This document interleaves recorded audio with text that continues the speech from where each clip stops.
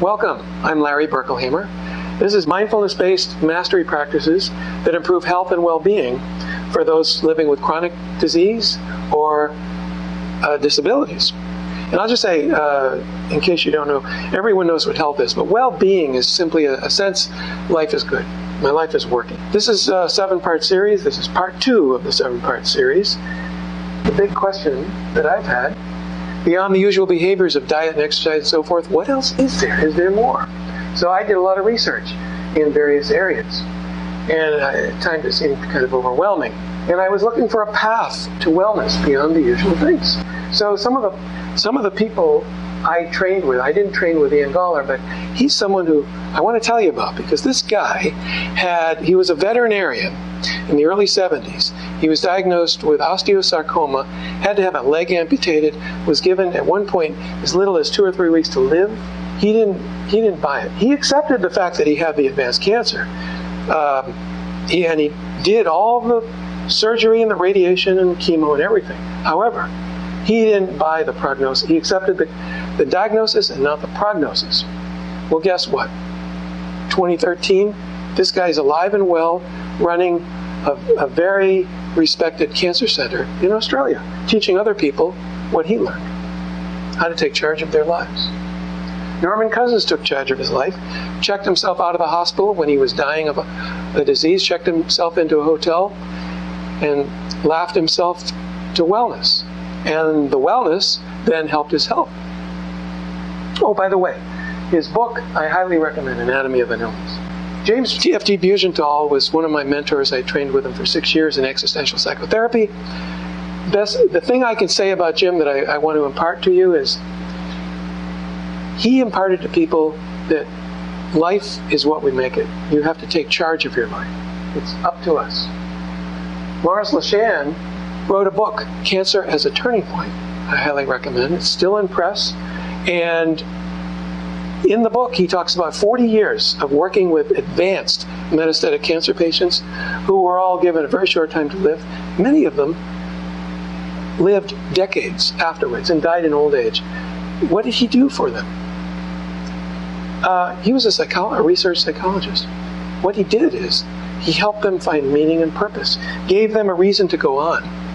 Carl Simonton, I went through a 3-year training at the Simonton Cancer Center, and again, we were trying to empower people, and I could see the difference. Steve Hayes he invented acceptance and commitment therapy. It's a psychotherapy, but there are also workbooks for lay people on ACT, as it's known, that help you do 2 things. 1, accept your inner experience, your uncomfortable thoughts and feelings, and help you identify and then take valued action, living according to your values. Russ Harris is a famous ACT therapist. He is a quote of his, "Success in life means living by your values." Jim Gordon is someone I trained with. He's known for creating the Center for Mind-Body Medicine, but the take-home from Jim Gordon is skill building. He created skill building groups. We have to learn skills. David Spiegel is famous for his studies with breast cancer patients those in his groups who got social support and skills lived longer. Ellen Langer did the same thing, but in nursing homes. She found social support and learning how to find a reason to live, improved outcome. John Kabat-Zinn created mindfulness-based stress reduction, MBSR, highly recommended, to help you learn to step back, gain distance from your beliefs. Dr. Martin Seligman is the founder of positive psychology, which is quite different from positive thinking. He replaced looking for psychopathology with looking to help people teach them how to flourish.